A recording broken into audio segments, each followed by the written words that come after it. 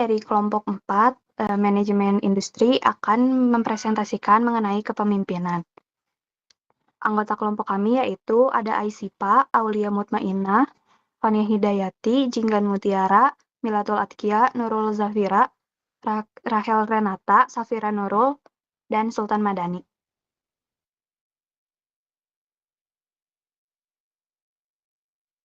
Di sini ada table of content-nya. Yang pertama ada pengertian pemimpin dan manajer, lalu ada perbedaan kepemimpinan dan manajer, yang ketiga tujuan dan fungsi kepemimpinan, yang keempat kepemimpinan empati, yang kelima kepemimpinan transformasional, dan yang keenam gaya kepemimpinan, dan terakhir kepemimpinan situasional. Yang pertama pengertian pemimpin dan manajer akan dijelaskan oleh Mila. Baik, untuk pengertian dari pemimpin dan manajer sendiri, yang pertama, pemimpin merupakan seseorang yang memiliki kemampuan untuk mempengaruhi, mengarahkan, dan memotivasi orang lain untuk mencapai tujuan tertentu. Kepemimpinan melibatkan proses mempengaruhi aktivitas individu atau kelompok dalam situasi tertentu untuk mencapai tujuan yang telah ditetapkan. Nah, sedangkan manajer merupakan seseorang yang bertanggung jawab untuk mengendalikan dan mengarahkan aktivitas anggota kelompok dalam mencapai tujuan yang sama. Manajer ini fokusannya lebih pada aspek operasional dan administratif dalam organisasi. Mereka memastikan bahwa sumber daya digunakan secara efisien dan efektif untuk mencapai tujuan organisasi. Boleh next. Lantas apa sih perbedaan dari pemimpin dan manajer itu? Nah, perbedaan yang pertama, pemimpin itu lebih fokus pada visi jangka panjang dan inspirasi, sedangkan manajer itu lebih fokus pada pengelolaan operasional sehari-hari. Lalu yang kedua, pemimpin cenderung lebih memotivasi dan mempengaruhi orang lain untuk mencapai tujuan. Nah, sementara manajer ini lebih berfokus pada pengendalian dan pengaturan aktivitas untuk mencapai tujuan yang sama.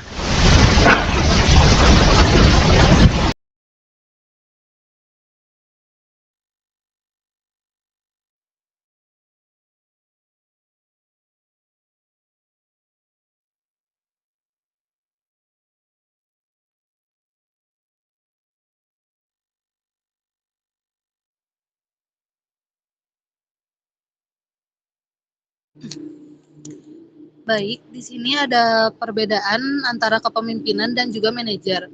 Untuk kepemimpinan itu seni untuk memotivasi seseorang dalam mencapai suatu tujuan. Sedangkan manajer yaitu seni pekerjaan yang dilakukan melalui orang-orang dengan memberikan pekerjaan kepada orang lain. Kemudian, untuk kepemimpinan yaitu menetapkan tujuan, visi, dan misi. Sedangkan manajer menetapkan dan menjalani visi, misi, dan tujuan perusahaan. Kemudian kepemimpinan menyebarkan visi dan misi kepada seluruh anggota, sedangkan manajer menjaga agar anggota tetap selaras dengan tujuan dan nilai inti perusahaan. Kepemimpinan memikirkan mengenai ide, sedangkan manajer memikirkan mengenai eksekusi. Kemudian kepemimpinan mencari perbaikan dalam suatu kelompok, sedangkan manajer menekankan mengenai rasionalitas dan kendali. Kepemimpinan memperhatikan apa yang harus dicapai, sedangkan manajer memperhatikan bagaimana suatu hal harus diselesaikan.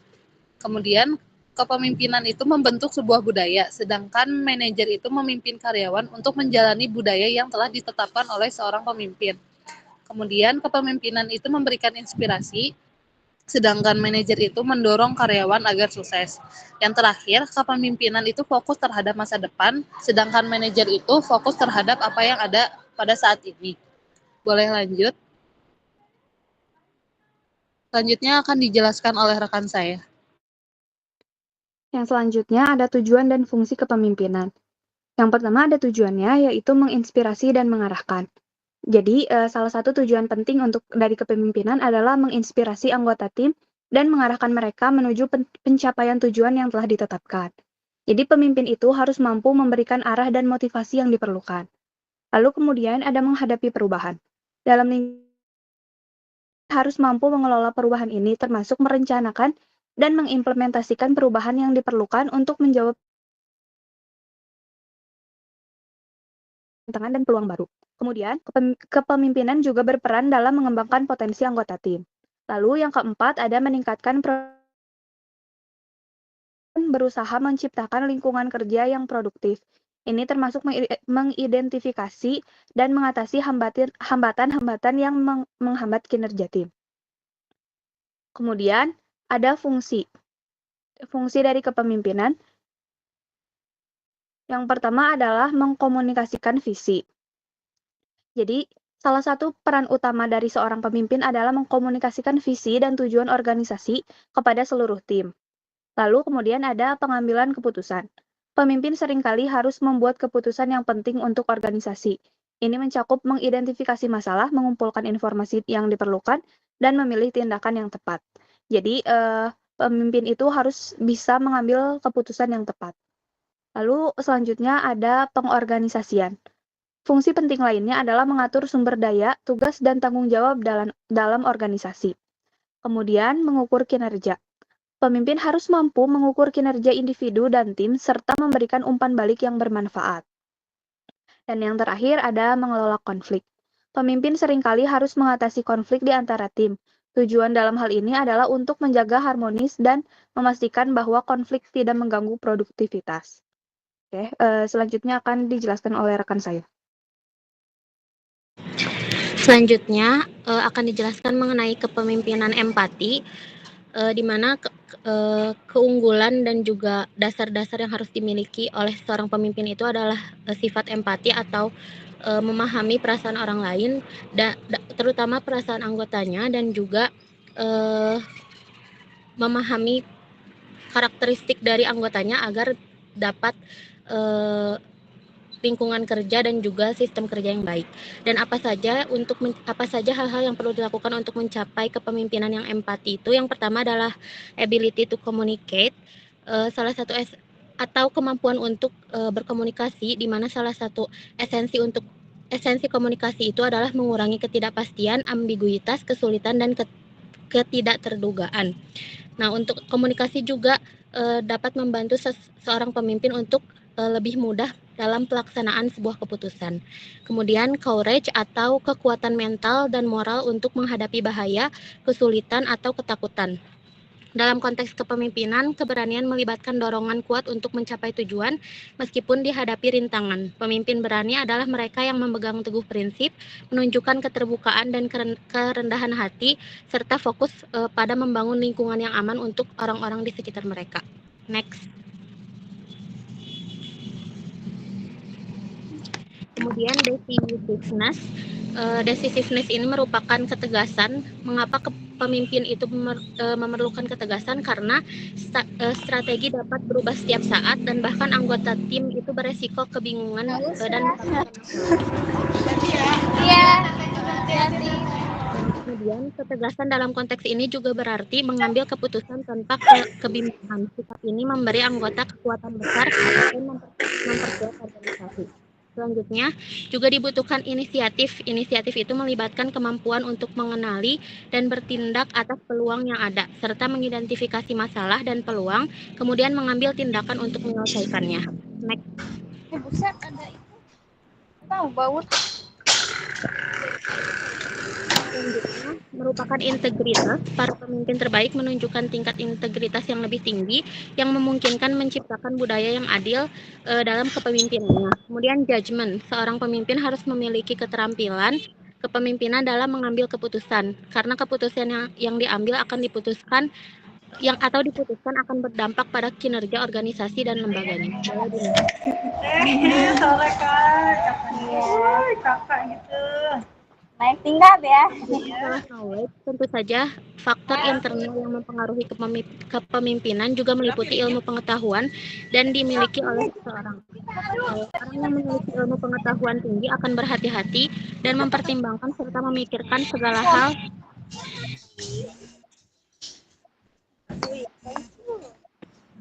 Mohon maaf. Bentar.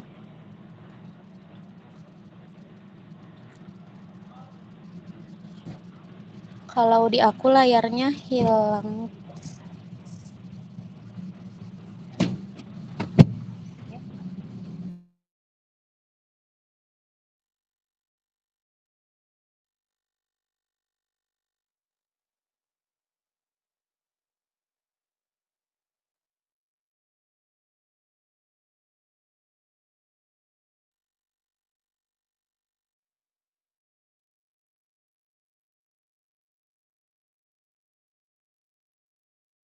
Oke, maaf, izin melanjutkan.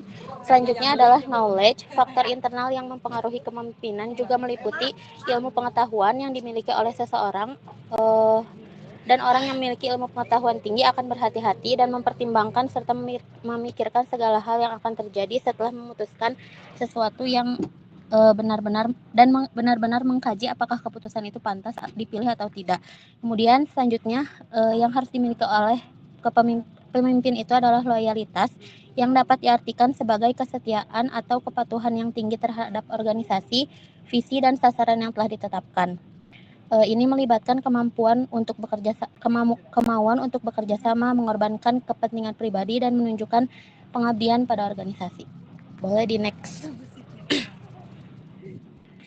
Selanjutnya, pemimpin yang baik juga harus punya motivasi, di mana proses kepemimpinan itu akan melibatkan dan mempengaruhi orang lain untuk menetapkan tujuan organisasi, maka menginspirasi pengikut untuk berperilaku dengan cara yang memajukan tujuan tersebut dan mempengaruhi orang lain untuk meningkatkan kelompok dan budayanya. Selanjutnya, responsibility, kepemimpinan juga membawa kemajuan dan keberhasilan suatu organisasi, yaitu mempunyai pemimpin yang bertanggung jawab. Namun, tanggung jawab ini tidak hanya kepada organisasi atau perusahaan saja, melainkan tanggung jawab terhadap dirinya sendiri, keluarga, dan anggotanya. Boleh di next.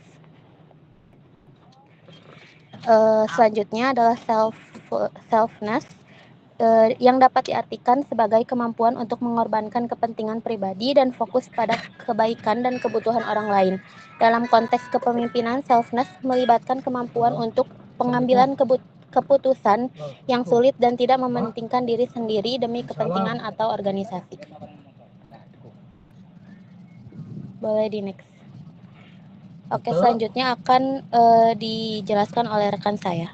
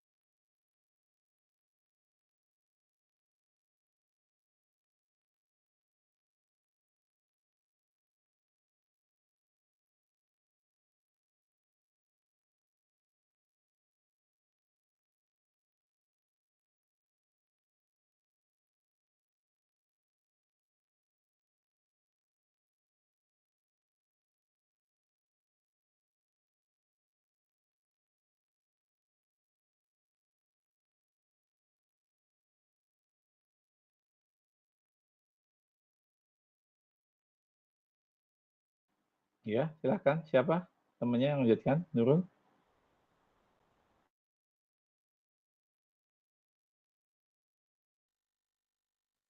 Baik, selanjutnya yaitu karakteristik kepemimpinan yang berhasil, di mana yang pertama itu ada integritas, yaitu kepemimpinan yang baik harus didasari oleh integritas dan sikap yang benar. Yang kedua adalah komunikasi, di mana kepemimpinan yang baik memerlukan kemampuan untuk berkomunikasi dengan jelas dan efektif.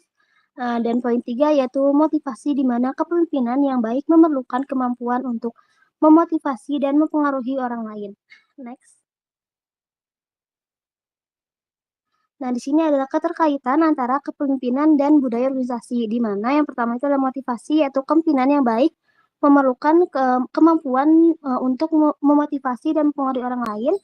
Yang kedua adalah kepemimpinan dan budaya, di mana kepemimpinan dapat membentuk dan mempengaruhi budaya organisasi. Yang ketiga adalah budaya tim, di mana budaya tim dan kerjasama adalah kunci untuk keberhasilan organisasi. Next.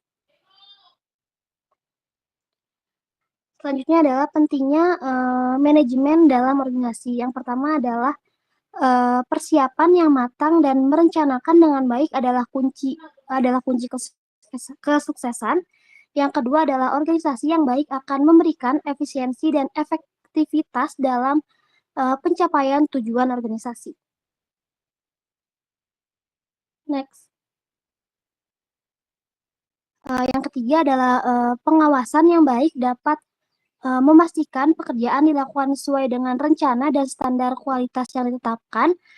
Yang keempat adalah manajemen yang baik akan menghasilkan informasi yang akurat dan terkini tentang kinerja organisasi. Next.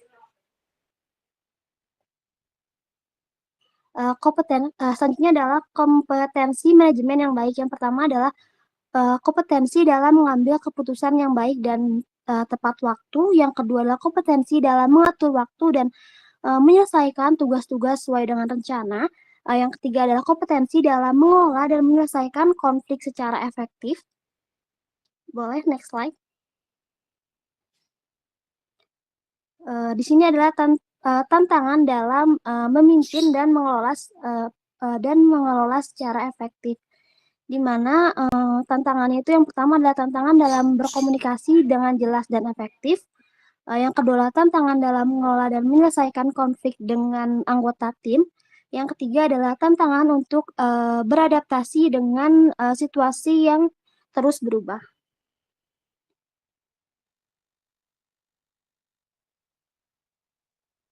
Next.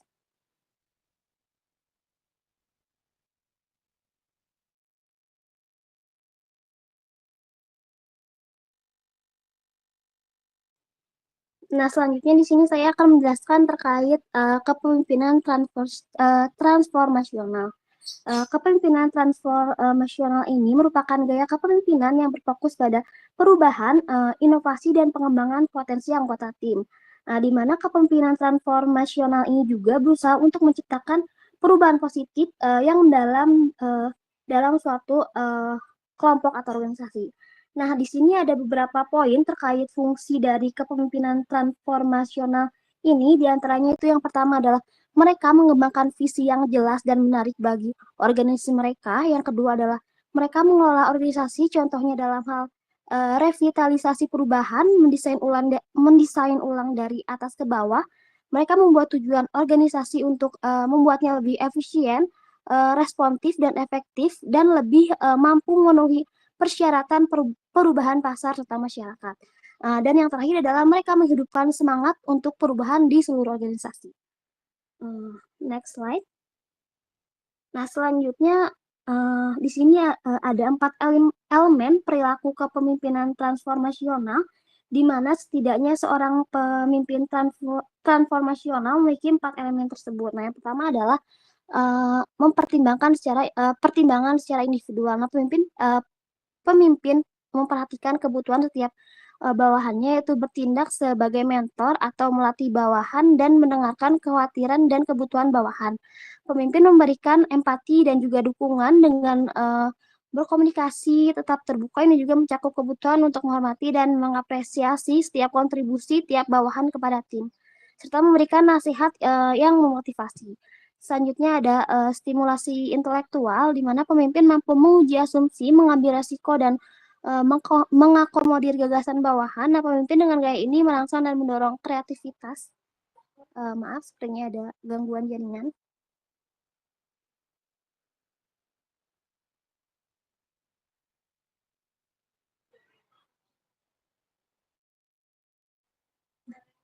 Nah, mereka mengasuh dan mengembangkan bawahannya untuk berpikir mandiri. Nah, untuk pemimpin seperti itu, pembelajarannya adalah suatu hal yang menilai tinggi dan situasi atau keadaan yang tidak terduga dilihat sebagai kesempatan untuk belajar, gitu ya. Ketika para bawahan mengajukan pertanyaan, nah ia memikirkan secara mendalam dan mencari cara yang terbaik untuk melaksanakan atau memaparkannya. Boleh, next slide.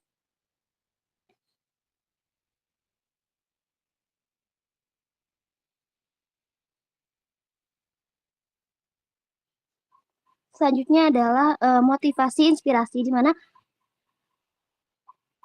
mana pemimpin mengartikulasikan visi yang menarik dan menginspirasi bawahan. Nah, pemimpin dengan motivasi inspirasional ini mengkomunikasikan optimisme tentang tujuan masa depan dan memberikan makna untuk tugas yang telah dilaksanakan. Nah, bawahan perlu memiliki tujuan yang kuat dan mereka harus termotivasi untuk bertindak. Nah, untuk mencapai hal itu, aspek pemimpin dengan kepemimpinan transformasional harus didukung oleh keterampilan komunikasi yang membuat perkataan mudah dipahami, tepat, kuat, dan menarik.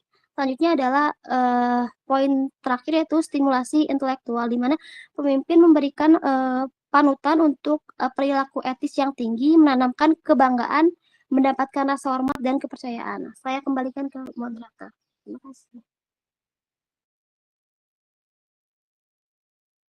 Oke, yang selanjutnya akan dibahas mengenai gaya kepemimpinan. Yang pertama itu ada dictatorial leaders atau pemimpin diktator. Jadi pemimpin diktator itu merupakan suatu pemimpin negatif yang memerintah melalui kekuatan. Nah, memegang ancaman hukuman di atas kepala orang untuk memaksa mereka untuk melakukan pekerjaan agar mendapatkan hasil. Dalam beberapa situasi kerja, umumnya kualitas dan kuantitas yang dihasilkan dari pekerjaan tersebut tidak tinggi untuk waktu yang lama. Sebaliknya, kepemimpinan diktator biasanya menciptakan keresahan dan ketidakpuasan.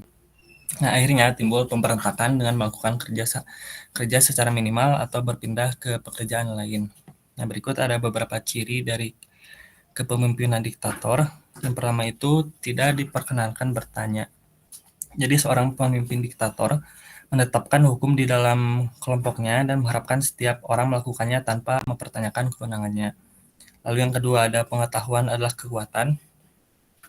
Seorang diktator dengan tepat mempercayai pengetahuan adalah salah satu kunci kekuasaan. Nah, oleh karena alasan ini, diktator seringkali menyimpan sendiri pengetahuan yang sangat penting dari suatu unit atau organisasi dan menyebarkan bagian-bagian informasi hanya pada basis yang perlu diketahui. Lalu yang terakhir, tidak boleh ada kesalahan. Nah, seorang diktator selalu mengharapkan kualitas kerja yang paling tinggi. Kesalahan tidak akan ditoleransi. Kesalahan biasanya berakhir dengan penghentian atau suatu bentuk hukuman lain terhadap pribadi pelaku.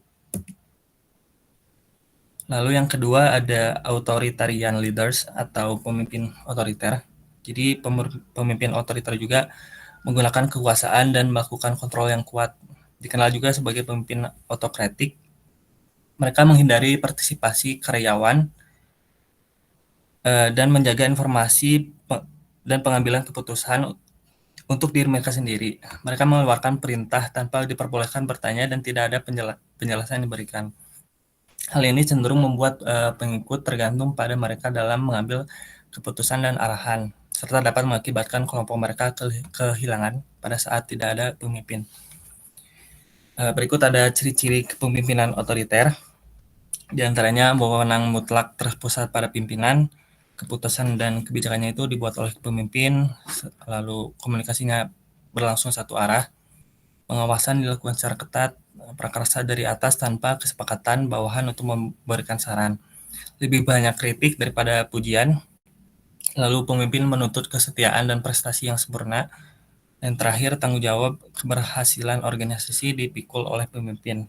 Nah, gaya kepemimpinan otoriter lebih dikenal dengan gaya tangan besi. Gaya ini segala bentuk atau hal keputusan itu diambil dan ditetapkan oleh seorang pemimpin tanpa menerima masukan ataupun dimusyawarahkan secara bersama-sama.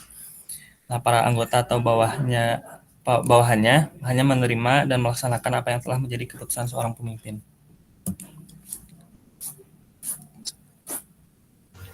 Yang ketiga ada democratic leader, di mana pemimpin demokratis itu adalah pemimpin yang berorientasi orang, di mana mereka tuh mendorong keterlibatan bawahan, meminta pendapat dan saran bawahan, melibatkan mereka dalam memecahkan masalah pekerjaan yang terkait. Karena karyawan di bawah pemimpin demokratis memperoleh informasi dengan baik dan digunakan untuk memecahkan masalah sendiri, maka mereka dapat berfungsi secara efektif ketika pemimpin mereka tidak hadir. Di mana ada karakteristik kepemimpinan demokratis. Yang pertama ada partisipasi, di mana pemimpin itu mengundang anggota tim atau bawahan itu untuk berpartisipasi secara aktif dalam pengambilan keputusan dan perencanaan strategi. Yang kedua ada keterbukaan, yaitu transparansi dalam berkomunikasi dan kebijakan menjadi prinsip utama sehingga semua orang yang memiliki akses ke informasi itu menjadi relevan. Yang ketiga ada kolaborasi, di mana gaya kepemimpinan ini tuh mendorong kerjasama sesama tim, saling mendengarkan dan berbagi ide untuk mencapai tujuan yang sama. Ada pemberdayaan, di mana anggota tim ini tuh diberikan tanggung jawab dan otonomi yang lebih besar dalam menjalankan tugas mereka masing-masing.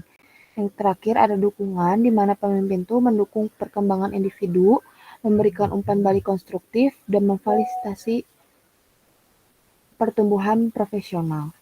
Ada kelebihan dari pemimpin demokratis, yaitu mendukung kreativitas dan inovasi. Jadi itu untuk merangsang ide-ide baru dan inovasi karena akan melibatkan berbagai pandangan. Yang kedua ada motivasi tinggi. Ini tuh dapat meningkatkan motivasi mereka untuk mencapai tujuan bersama karena mereka tuh merasa memiliki kepemimpinan atas hasil keputusan tersebut. Yang ketiga ada mendorong pertumbuhan dan pembelajaran. Ini tuh mereka akan mengembangkan keterampilan kepemimpinan mereka dalam memecahkan masalah dan kemampuan berkomunikasi mereka. Ada kekurangan dari pemimpin demokratis yaitu proses keputusan yang cenderung lambat. Yang kedua ada kesulitan dalam situasi kritis dan rentan terjadi konflik. Boleh lanjut. Yang keempat ada gaya kepemimpinan laissez-faire leadership atau bisa disebut juga free rein leadership, di mana para pemimpin tipe ini itu tidak tampak sama sekali pemimpin. Mereka tuh hanya menyediakan informasi dan mungkin hanya beberapa petunjuk yang bersifat umum kepada kelompok karyawan dan membiarkan mereka melanjutkan pekerjaan dengan sedikit supervisi atau bahkan tidak sama sekali. Di mana jenis kepemimpinan negatif seperti ini tuh sangat efektif apabila kelompok kerja atau karyawannya itu sangat terampil dan memiliki motivasi yang tinggi dan pekerjaannya juga bersifat kompleks atau tidak terstruktur. Namun apabila standar kerja dan tujuannya sama, sudah mapan dan harus selalu dipenuhi secara rutin, maka gaya kepemimpinan seperti ini tuh cocok diterapkan. Di mana ada keuntungan kepemimpinan laissez-faire, yaitu ada akuntabilitas, di mana ini tuh memungkinkan pekerja untuk memikul tanggung jawab dan keberhasilan mereka serta tantangan mereka, di mana mereka tuh akan lebih banyak berinvestasi dalam keseluruhan prosesnya. Yang kedua ada lingkungan yang bagus untuk materi iklan, di mana ini tuh menjadi ideal kalau misalnya menciptakan lingkungan yang mendorong kreativitas, tempat kerja yang menghargai pemikiran inovatif dapat membantu mendorong kerjasama tim serta produk dan layanan yang berpotensi menarik. Yang ketiga ada resistensi yang besar, karena lingkungan kreatif tadi akan membuat karyawan menjadi bertanggung jawab sekaligus memungkinkan menjadi kreatif, maka biasanya ini tuh akan menyebabkan karyawan tuh akan bertahan lebih lama di perusahaan.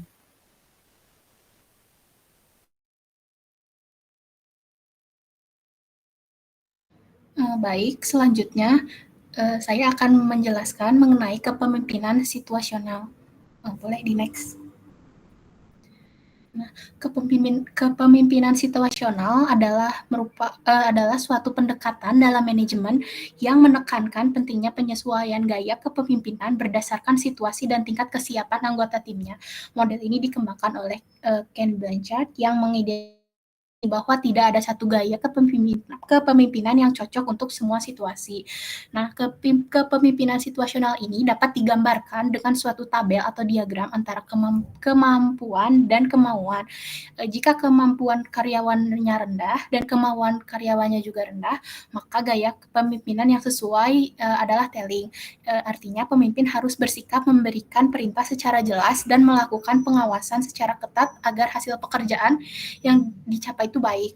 Nah, sebaliknya, jika kemampuan karyawannya tinggi atau high skill person dan motivasinya juga tinggi, maka pemimpin harus bersikap delegating, yaitu membiarkan karyawannya untuk menentukan tujuan dan melaksanakannya dengan caranya sendiri atau gaya kepemimpinan free rein leader yang sudah disebutkan sebelumnya.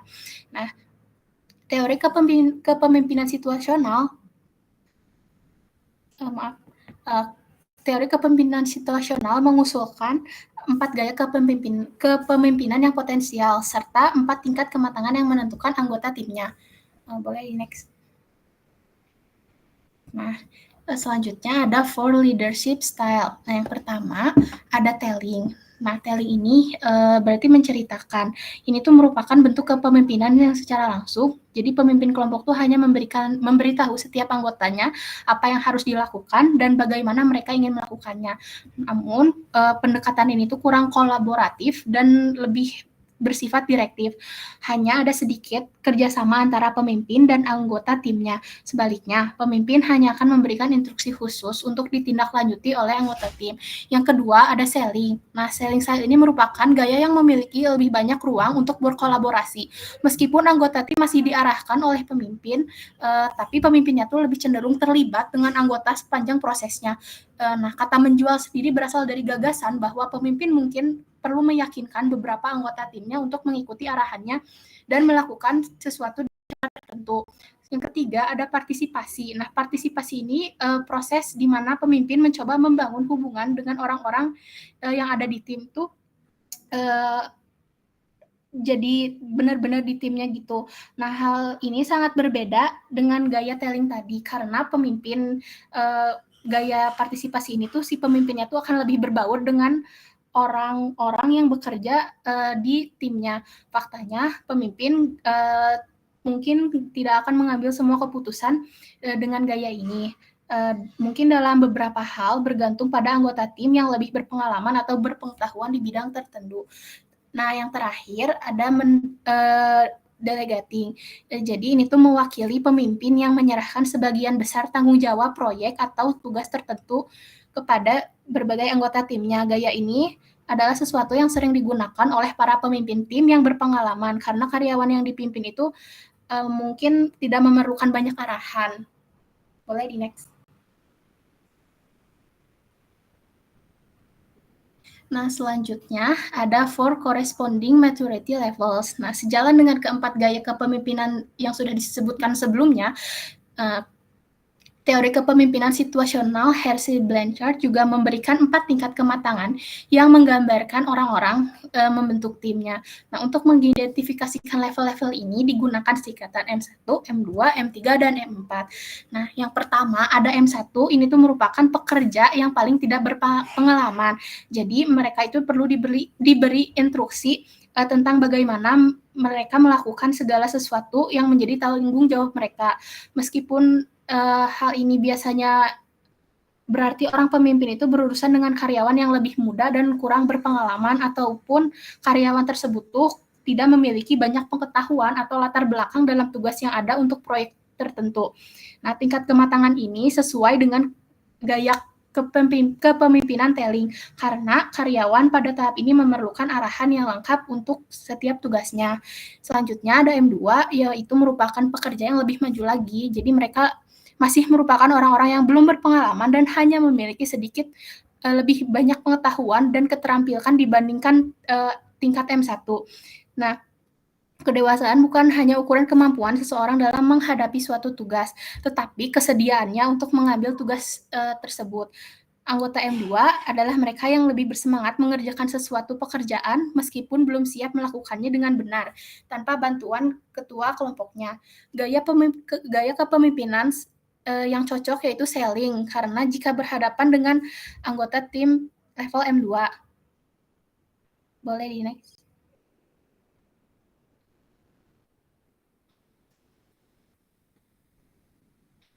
Selanjutnya ada M3. Nah, M3 ini merupakan karyawan yang mendekati skala teratas. Biasanya pekerja ini mencakup karyawan yang bersemangat untuk mengerjakan sesuatu pekerjaan dan memiliki sebagian besar keterampilan yang mereka perlukan untuk menyelesaikannya dengan benar. Meskipun mereka mungkin tidak dapat menyelesaikannya seluruh pekerjaannya, tanpa bantuan mereka dapat menyelesaikan sebagian besar pekerjaannya sendiri. Gaya berpartisipasi adalah gaya yang cocok dengan individu M3 karena tidak membutuhkan arahan penuh dan bisa berinteraksi dengan pemimpin untuk kerjasama yang positif. Nah, yang terakhir ada M4 merupakan pekerja yang berada di skala teratas. Jadi, yang di peringkat M4 ini benar-benar mampu menangani suatu tugas dan dapat menyelesaikan pekerjaan tanpa bantuan pemimpin. Jadi mendelegasikan tuh gaya kepemimpinan yang cocok untuk M4 ini. Boleh di next.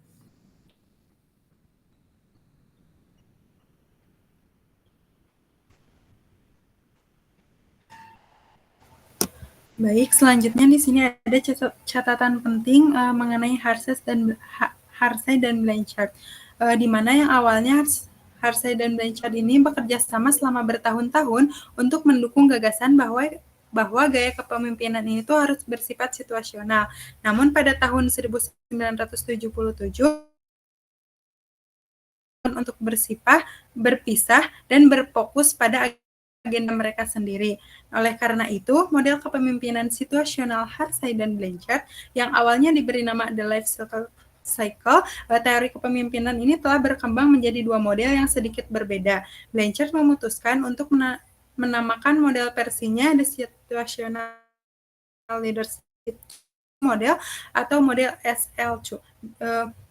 Di mana di sini tuh menunjukkan dua versi berbeda di samping masing-masing lainnya. Perbedaan utama berkaitan dengan sinematik, di mana Harsey menggunakan kata kesiapan, sedangkan Blanchard menggunakan kata pengembangan. Dan di mana pada gaya kepemimpinan yang tadi telah dijelaskan oleh rekan saya, Harsey ini menggunakan kata telling, serta participating, sedangkan Blanchard menggunakan kata mengarahkan, melatih, mendukung secara berurutan. Next.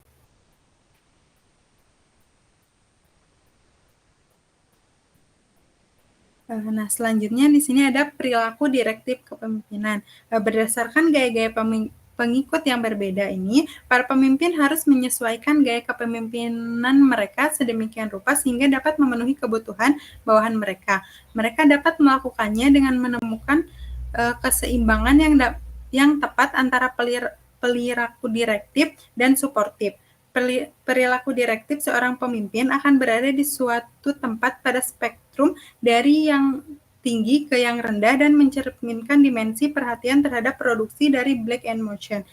Jaringan manajerial ini menyeratkan sejauh mana seorang pemimpin menekankan perhatiannya untuk menyelesaikan pekerjaan dengan berfokus pada tugas. Tingkat perilaku direktif yang tepat yang harus dipilih oleh para pemimpin bergantung pada tingkat kesiapan atau perkembangan para pengikutnya. Next.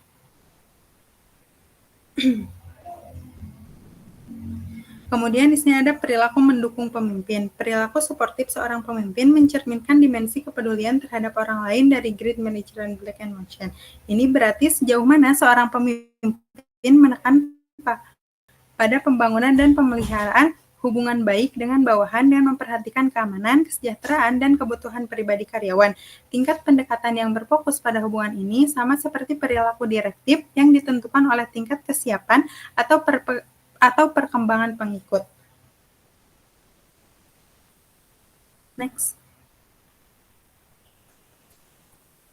Nah, ini ada gaya kepemimpinan situasional menurut Blanchard, yang dimana yang pertama ini ada directing. Gaya kepemimpinan dalam model kepemimpinan situasional Harsey dan Blanchard memberi penekanan tinggi pada perilaku direktif dan penekanan rendah pada perilaku suportif. Perhatian utama seorang pemimpin terletak pada penyampaian tugas dan kurang pada kebutuhan pribadi bawahan.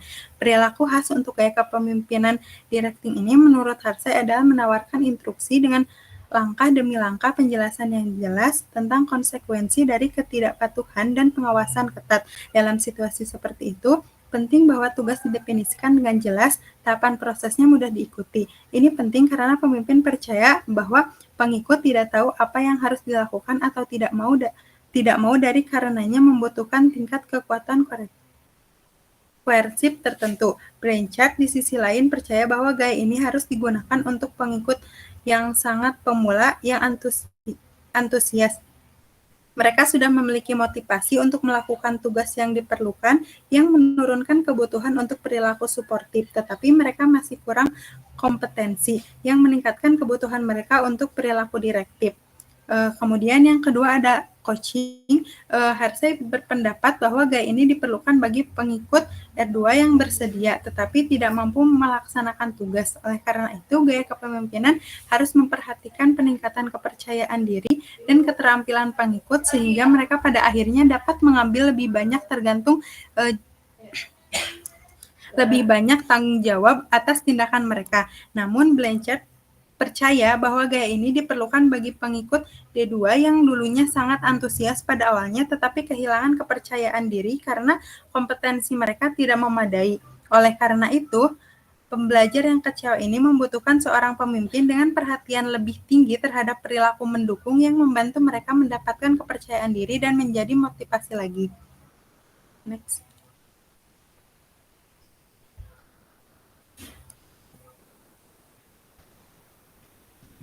Boleh di next.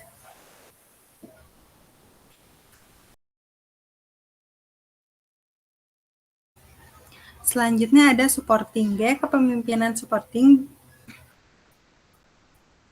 Selanjutnya ada gaya kepemimpinan supporting. Nah, gaya ini berlaku untuk pengikut R3 dan D3. Gaya ini masih menunjukkan perilaku suportif yang tinggi, tetapi perilaku direktif yang rendah. Ini mungkin melibatkan mendengarkan, memuji, dan interaksi tingkat tinggi antara kepemimpinan dan pengikut. Selain itu, pemimpin memberikan tingkat kepercayaan yang tinggi kepada pengikut untuk mencapai tugas sehari-hari karena kompetensi pengikut juga telah berkembang seiring waktu. Oleh karena itu, pemimpin hanya akan mendorong dan menawarkan umpan balik saat dibutuhkan untuk memotivasi dan mengembangkan bawahan, tetapi bukan sebagai komentar tentang kinerja tugas. Ini karena kepemimpinan percaya bahwa pengikut cukup mampu mencapai tugas yang dibutuhkan sebagian besar secara mandiri. Kemudian ada delegating atau delegasi, di mana ini tuh mendelegasikan atau mewakili pemimpin yang menyerahkan sebagian besar tanggung jawab proyek atau tugas tertentu kepada sebagian anggota dari tim. Gaya ini adalah sesuatu yang sering digunakan oleh para pemimpin tim yang berpengalaman karena karyawan yang dipimpin mungkin tidak memerlukan banyak arahan pada saat ini dalam karir mereka. Mungkin cukup sekian dari saya kembalikan kepada moderator. Oke, berikut ada sumber pustaka yang kami gunakan. Presentasinya cukup sekian. Barangkali ada yang ingin bertanya atau menambahkan. Silahkan.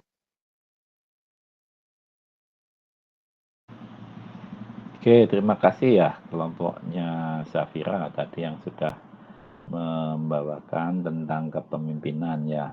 Silahkan kalau Anda ada yang ingin ditanyakan atau ditambahkan ya dari apa yang tadi sudah dipaparkan ya. Jadi secara umum di bagian awal perkuliahan sempat saya sampaikan pada Anda gitu kan ya. Posisi Anda sebagai alumni D3 itu, kalau Anda ingat di dalam level manajemen tuh, ya diharapkannya paling tidak bisa masuk di first line management ya. Maka pemahaman tentang bagaimana memimpin kelompok kerja itu harus Anda miliki gitu ya. Sehingga tadi ya kalau Anda lihat mulai dari apa sih bedanya manajer dengan pemimpin ya. Ya manajer kalau secara umum nggak akan menjadi manajer kalau nggak ada yang mengangkat ya. Tapi kalau kepemimpinan ya sebetulnya dalam setiap diri orang ya selayaknya memiliki aspek itu gitu ya. Nah di dalam bab-bab yang sebelumnya Anda juga membahas ya, jadi ada di dalam tahapan manajemen perkembangannya. Kalau Anda rujuk kembali ada manajemen pendekatan hubungan kemanusiaan, maka peranan pemimpin informal ya, nah itu adalah sangat besar. Nah contohnya seperti ini gitu ya. Nah bagaimana bisa mempengaruhi orang ya sehingga termotivasi untuk melakukan suatu pekerjaan ya atau melakukan ke arah yang diharapkan gitu ya. Nah tentu saja seperti apa orang yang bisa melakukan itu ya tadi Anda ya teman Anda sudah menjelaskan gitu ya bahwa harus ya seperti yang dituliskan oleh Chris Cole itu ya ada beberapa poin gitu kan yang harus dia miliki gitu kan ya sehingga secara tidak langsung maka manajer itu harus memiliki ya jiwa kepemimpinan. Namun tidak setiap orang yang memiliki itu bisa mendapatkan posisi sebagai manajer. Ya. Kemudian tadi dari berbagai pendekatan ya model kayak kepemimpinan mulai dari diktator ya karena dikte dia bisa mendikte gitu ya. Kemudian sampai ke otoriter, demokratik, laissez-faire dan sebagainya. Dan terakhir tadi adalah kepemimpinan situasional ya menurut Hersey dan Glenn tadi itu. Kembali kepada di bagian awal perkuliahan kita, tahapan perkembangan ilmu manajemen. Yang terakhir adalah pendekatan situasional. Nah, contohnya dalam hal ini untuk kepemimpinan pun juga basisnya adalah situasional. Artinya merujuk kepada audien atau kelompok masyarakat yang akan dipimpin. Ya, tadi sudah dijelaskan ya. Terakhir sama sahabat Alsifa ya. Dari Alsifa dan Fani ya, terkait dengan kepemimpinan situasional ya.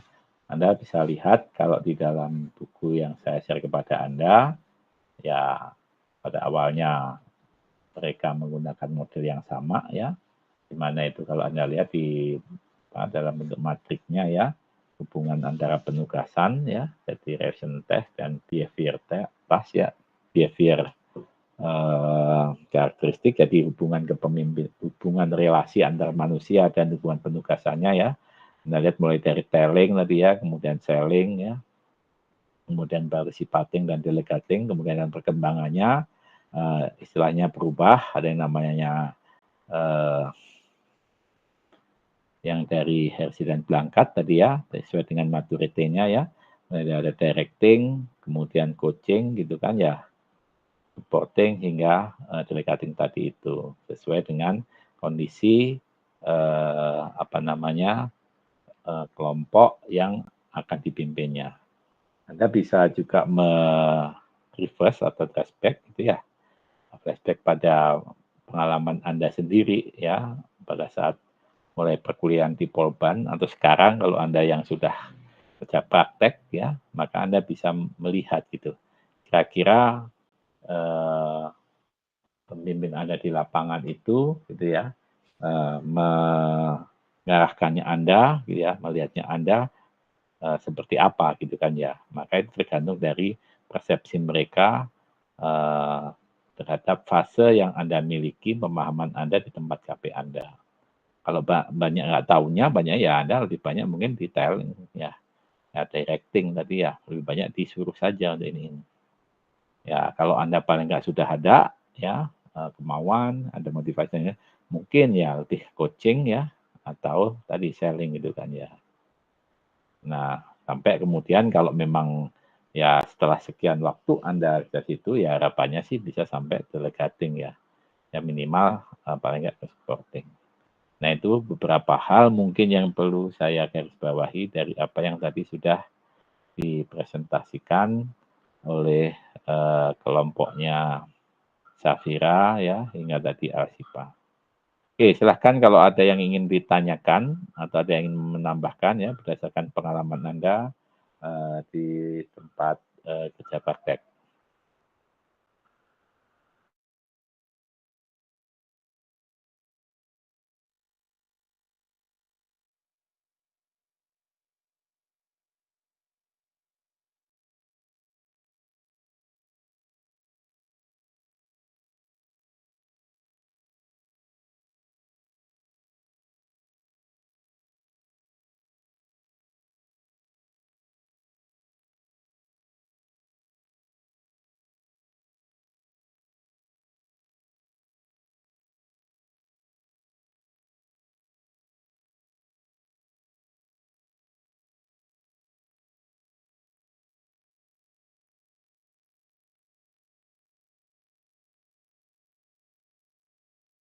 Saya lihat ini totalnya yang join ini ada 43 ya.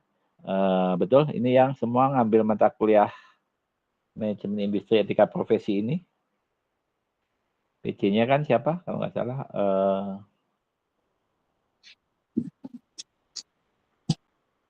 Iya Pak, ambil. Iya Pak, betul. Ya oke ya, yang terdaftar ini ya, karena kemarin panitia UTS-nya menanyakan tentang berapa kira-kira jumlah mahasiswa yang mengambil mata kuliah MI dan etika profesi ini. Karena yang ada di dalam absensi itu kan seluruh kelasnya, padahal kan belum tentu semuanya mengambil ya sebagai mata kuliah pilihan ini. Ya apa, oke, paling nggak sebagai data duluan.